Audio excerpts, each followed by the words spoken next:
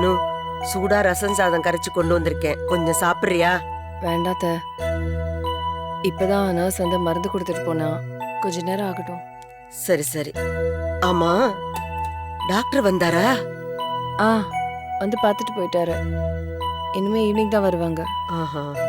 சந்தோஷ், நீ வேணா வீட்டுக்கு போ, நான் பாத்துக்கிறேன். இல்ல பாட்டி, நிவேதா வர வரைக்கும் நான் இங்கேயே இருக்கேன். பல்லவி ஏன் வந்து என்ன பார்க்கவே இல்ல?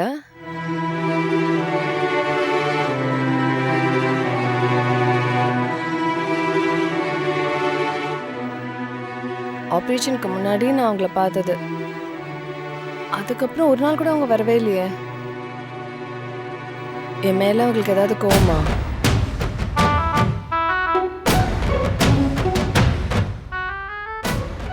சாதாரண நாள்லயே என்னை பார்க்காமலோ ஃபோன்ல பேசாமலோ இருக்க மாட்டாங்க.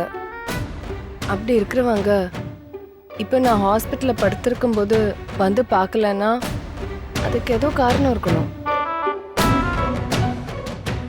அனு, தினம் வந்து உன்னை பார்க்கணும்னு அவளுக்கு என்ன தலையெழுத்தா? என்னத்த இப்படி சொல்றீங்க? பல்லவி அந்த மாதிரிலாம் மேலோட்டமா பழகினவங்க இல்லை. சரி அனு, உன் உடம்பு இருக்கிற நிலைமையில இந்த கவலையெல்லாம் எதுக்கு உனக்கு? அவங்களுக்கும் உடம்பு சரி இல்லையோ என்னமோ, இல்லைன்னா வராம இருக்க மாட்டாங்களே. அம்மா, பல்லவி ஆண்டி 2 தடவை உங்களை பார்க்க இங்க வந்தாங்க. ஆபரேஷன் நடந்த அன்னைக்கு ஒரு தடவை, அன்னைக்கு உங்களுக்கு மயக்கம் தெரியல. 2 நாள் கழிச்சு திரும்ப ஒரு தடவை வந்தாங்க. அன்னைக்கு நீங்க நல்லா தூங்கிட்டு இருந்தீங்க, எழுப்ப வேண்டாம்னு சொல்லிட்டு போயிட்டாங்க. ஓ அப்படியா? எனக்கு என்னமோ அவங்கள பார்த்து அவங்க கிட்ட பேசணும் போல இருக்கு. அத்தை, நீங்க அவங்கள பார்த்து என்னை வந்து பார்த்துட்டு போக சொல்றீங்களா? நீங்க பெரியவங்க, உங்க மேல அவங்களுக்கு ரொம்ப மரியாதை. நீங்க போய் சொன்னீங்கன்னா அவங்க கண்டிப்பா வருவாங்க. வர முடியலனாலும் அந்த காரணத்தை உங்ககிட்ட சொல்லுவாங்க. இது சரியில்லை அனு. உடம்பு சரியில்லாதவங்கள மத்தவங்க அவங்களா வந்து பார்க்கணும். அதை விட்டுட்டு நான் ஆஸ்பத்திரியில இருக்கேன், உடம்பு சரியில்லாம படுத்திருக்கேன், என்ன வந்து பாருன்னு கூப்பிடுறது முறையே இல்லை. எனக்கும் பல்லவிக்கும் இந்த மாதிரி சம்பிரதாயத்தெல்லாம் தாண்டி ஒரு சிநேகிதம் இருக்கு. அதனால அவங்கள நான் கூப்பிடுறதுல தப்பில்ல அத்தை. என்னவோ, நான் சொல்றத சொல்லிட்டேன், அப்புறம் உன் இஷ்டம். சரி, உன் ஆசையை கெடுப்பானே. நான் வீட்டுக்கு போகும்போது பல்லவியை பார்த்து சொல்லிட்டு போறேன்.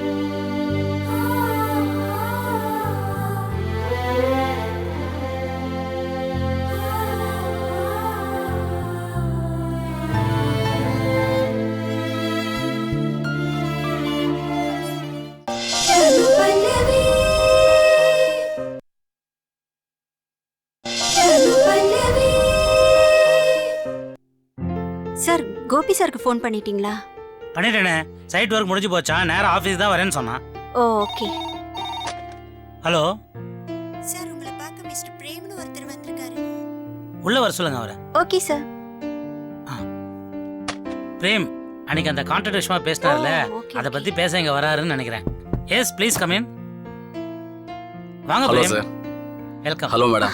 வாங்க சார், நாளைக்கு சொன்னேன் என் ஃப்ரெண்டு மிஸ்டர் நாராயணன், அது இவர் தான். Hello sir, nice meeting. சாரோட மேனேஜர் வர. Hello sir. ஹலோ. இவங்க ஜெனிஃபர். ஹலோ. உட்காருங்க. தேங்க்யூ, உட்காரு. ஃப்ராங்கா சொல்லணும்னா மிஸ்டர் நாராயணன், இந்த ப்ராஜெக்ட் எடுத்துக்கிறதுல உங்களோட நாங்க அதிக ஆர்வமா இருக்கோம். உண்மையை சொல்லணும்னா எங்க ப்ராஜெக்ட் நீங்க எடுத்து பண்றதுல எங்களுக்கு தான் ரொம்ப சந்தோஷம். இதுக்கு முன்னாடி இந்த ப்ராஜெக்டை வேற ஒரு கான்ட்ராக்டர் கொடுக்கறதா தான் முடிவு பண்ணி வச்சிருந்தோம். இருந்தாலும் அவங்களால இது சரியா பண்ண முடியுமான்னு ஒரு டவுட் இருந்துட்டே தான் இருந்துச்சு.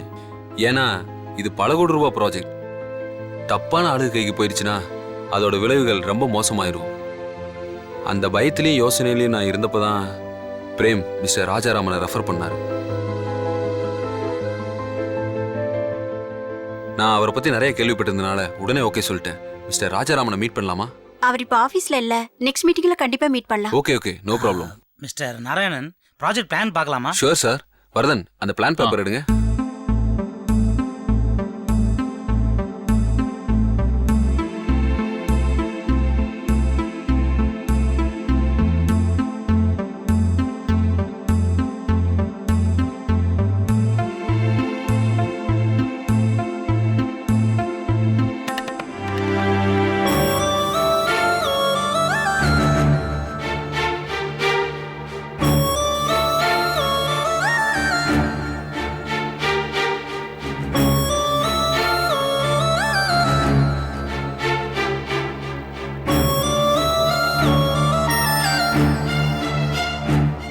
Very good.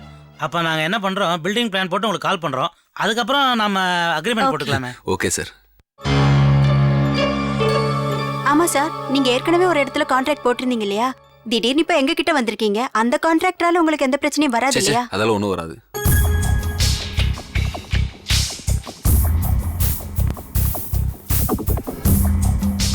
ஆளு வெள்ளையும் சொல்லியுமா விபூதி குங்குமம் வச்சிருக்கானே, பஞ்சாமிர்தமா இருப்பான்னு நினைச்சியா?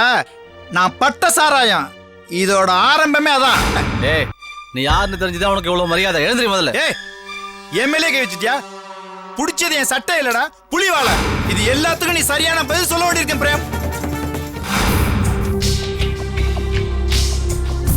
ஓகே மிஸ்டர் சுந்தரம், நாங்கள் அப்படியே கிளம்புறோம். ஓகே சார், ரொம்ப thanks. Thank thanks you. Prem, நான் கால் Thank you, பண்ணுறேன். sir. வரேன் மேடம். ரைட்.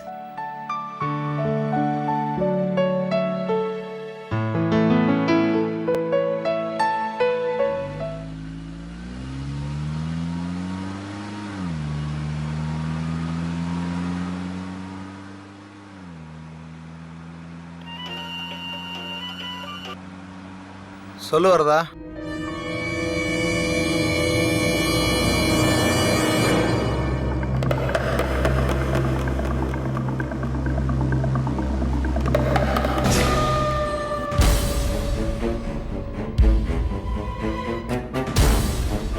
என்ன சார் பண்றது சொல்லுங்க சார். அப்பப்ப பணத்தை கட்டுக்கிட்டா நீ என்கிட்ட வாங்கிட்டு போயிட்டு இப்படி என்கிட்டே கேட்கிறியா என்ன பண்ண போறேன்னு? ஏதாவது பண்ணி தடுத்து நிறுத்த வேண்டியதானயா? எதுக்கே இருக்க ஆளு நீ அங்க? என்னால என்ன பண்ண முடியும் சார்? எங்க முதலாளி இந்த ப்ராஜெக்டை ராஜாராமன் கிட்ட ஒப்படைக்க ரொம்ப ஆர்வமா இருக்காரு. இப்போ நான் நடுவில் பூந்து எது சொன்னாலும் என் மேல சந்தேகம் வந்துடும். அதனால எதுவாக இருந்தாலும் நீங்களே பேசிங்க சார். சரி விடு, அந்த நாராயணனை நானே நேர்ல பாத்துக்கிறேன். சார் அவரை பார்க்கறது வேஸ்ட். எதுவாக இருந்தாலும் இந்த ப்ராஜெக்டை பொறுத்த வரைக்கும் அவர் வெறும் சாவி கொடுத்த ஆடுற பொம்மை தான். அவருக்கு சாவி கொடுக்கறதெல்லாம் அந்த பிரேம் தான். அவரை பார்த்து பேசிட்டீங்களா? பேசுன ஐயா, அவன் நம்ம வழிக்கே வரமாட்டேங்கிறாயா. இப்படி சொன்னா எப்படி? தான தர்ம பேத தண்டம் எத்தனையோ ரூட் இருக்குல்ல, அதுல ஏதாவது ஒன்று ட்ரை பண்ண வேண்டியது தானே.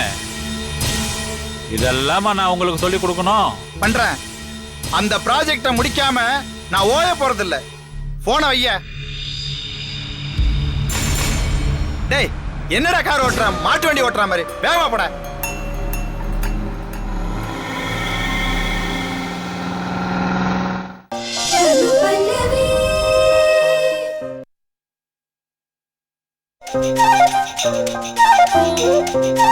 சாரி சுந்தர், நான் இப்ப இருக்கிற மனநிலையில இந்த ப்ராஜெக்டை சக்சஸ்ஃபுல்லா எடுத்து பண்ண முடியும்னு எனக்கு தோணலடா. என்ன சார் இப்படி சொல்லிட்டீங்க? சாரி பிரேம். டேய் ராஜாராமன், நான் சொன்னா கேட்க மாட்டியா நீ? ப்ளீஸ் சுந்தரம், என்னை கம்பல் பண்ணாத. பிரேம், நீங்க மிஸ்டர் நாராயணன் கன்வே பண்ணிடுங்க. என்னால் இந்த ப்ராஜெக்டை பண்ண முடியாம போனதுக்கு நான் சாரி கேட்டேன்னு சொல்லிடுங்க. சார், உங்க பேச்ச மறுத்து பேசுறேன்னு என்ன தப்பா நினைச்சிடாதீங்க. சேச்சே, அப்படிலாம் ஒண்ணும் இல்ல ஜெனி, சொல்லு. நீங்க இப்ப இருக்கிற மனநிலையில உங்க பர்சனல் விஷயத்தையே திரும்ப திரும்ப நினைச்சிட்டு இருந்தீங்கன்னா உங்களுக்கு எந்த விதமான அவுட்லெட்டும் இல்லாம போயிடும். இது ரொம்ப நல்ல ப்ராஜெக்ட், நமக்கு இது சவாலா இருக்கும். அது மட்டும் இல்லாம மிஸ்டர் நாராயணன் உங்க மேல அபரிமிதமான நம்பிக்கை வச்சிருக்காரு. இப்படி நிறைய பிளஸ் பாயிண்ட்ஸ் இருக்கிறப்போ இந்த ப்ராஜெக்ட் எதுக்கு சார் மிஸ் பண்ணணும்? ராஜாராமா, ஜெனி சொல்றதுதான் சரின்னு எனக்கும் படுது. நீ இந்த ப்ராஜெக்ட்ல ரொம்ப இன்வால்வ் ஆகணும். எப்போ டைம் கிடைக்குதோ வந்து பார்த்துட்டு போ. நானும் ஜென்னி தான் இருக்கோமே, நாங்கள் பார்த்துக்குறோம். கூட கணேஷ் சாரையும் வேணா சேர்த்துக்கிறோம். ப்ராஜெக்டும் சீக்கிரமா முடிஞ்சிடும். டேய் என்னடா யோசிக்கிற? சரின்னு சொல்டா. ஓகே.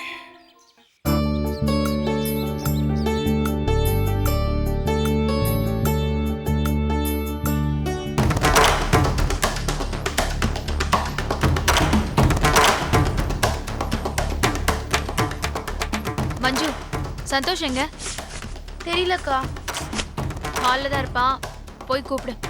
கூட வந்து கொஞ்சம் ஹெல்ப் பண்ணட்டும். விடுக்கா.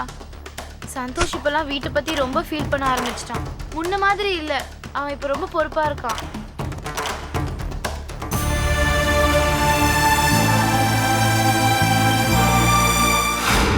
போகதான் போறேன், ஆனா ஒன்னு சொல்லிட்டு போறேன்.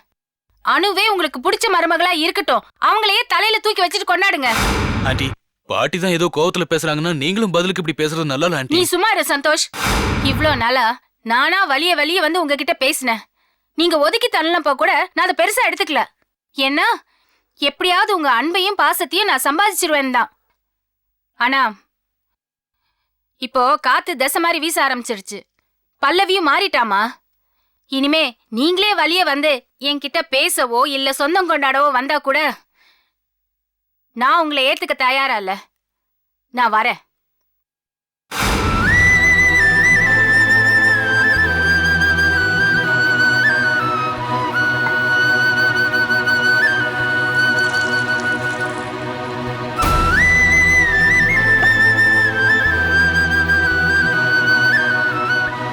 சந்தோஷ்,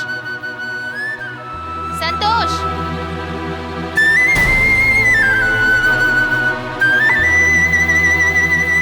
என்னடி ஆச்சு அவனுக்கு? வெளியே போய் பாரு. வா போய் பார்க்கலாம்.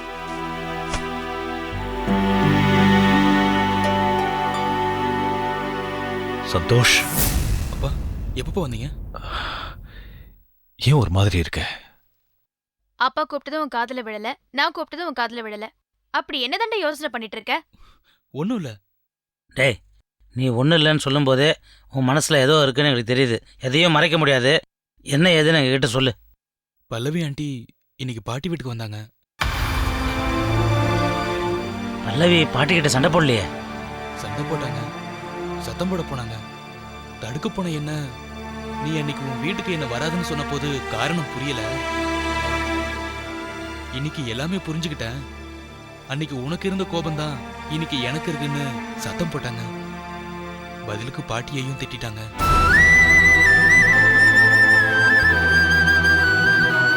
டேய் ராஜாராமா, பல்லவி பண்ணுறது எல்லாமே தப்பு தப்பாக இருக்குடா. உன் மேலே தான் எந்த தப்பும் இல்லையே. அதை புரிஞ்சுக்காம எல்லார்கிட்டையும் சண்டைக்கு போனால் என்ன அர்த்தம்? அவள் பண்ணுறது தப்பு நானே அவகிட்ட சொல்லிட்டு வந்துடுறேன். பேசும்போது அவ சமாதானமா போனா பரவாயில்ல சுந்தரம். உன்னை ஏதாவது தப்பா பேசிட்டா அதை என்னால் தாங்க முடியாது. நீ எதுவும் பேசாத, விடு. பேசிட்டு மேடா, பேசினா என்ன இப்போ? நானும் இந்த வீட்டில் ஒருத்தன் தானடா. ஏன் சந்தோஷ் பேசல, என்ன எவ்வளோ பேசினா? அவனை தப்பா நினைச்சிட்டோமா? இங்கே பாரு, பல்லவி என்ன பேசினாலும் சரி, அவள் பேசுறது தப்புன்னு அவளுக்கு புரிய வைக்க வேண்டியது என் கடமை. சுந்தரம், நீ இப்போ கோவமா பேசுற. பல்லவி இதே மாதிரி தான் பேசுவா. தேவையில்லாத மன கஷ்டம் தான் வரும். சொன்னா கேளு. பல்லவி என்ன பேசினாலும் எனக்கு எந்த மன கஷ்டமும் வராது. நான் அவகிட்ட பேசினா உனக்கு மனசு கஷ்டப்படும்னா சொல்லு, நான் போய் அவகிட்ட பேசல. நான் எது செஞ்சாலும் அது நல்லபடியாக தாண்டா முடியும். என்ன நம்பு ராஜராமா. டேய், நீ என் ஃப்ரெண்டுடா. நான் இன்னைக்கு உயிரோட இருக்கேன்னா அது காரணமே நீதான். பல்லவி என்ன பேசினாலும் நீ தப்பா எடுத்துக்க மாட்டேன்னு எனக்கு நம்பிக்கை இருக்கு. நான் வரேன்டா. அங்கிள், இத்தனை நாளா உங்களை எங்க அப்பாவோட ஃப்ரெண்டா தான் நினைச்சிட்டு இருந்தேன். ஆனா நீங்க அவமானப்பட்டாலும் பரவாயில்ல, எங்க குடும்பத்தை சேர்த்து வைக்கணும்னு நினைக்கிறீங்க பாத்தீங்களா? நீங்க தெய்வம் மாதிரி. ஏய், என்ன நீ பெரிய பெரிய வார்த்தையெல்லாம் பேசிட்டு இருக்க? எனக்கும் உங்களெல்லாம் விட்டா வேற யார் இருக்கா? நான் வரேன்டா.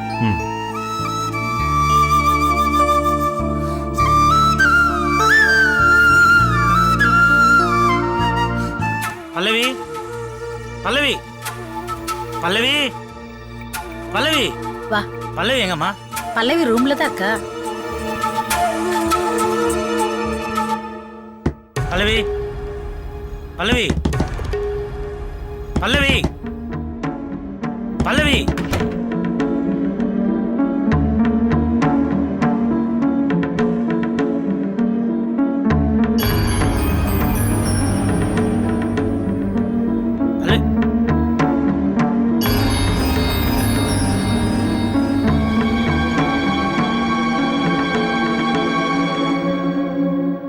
பல்லவி, உன் மனசுல என்னதான் நினைச்சிட்டு இருக்க?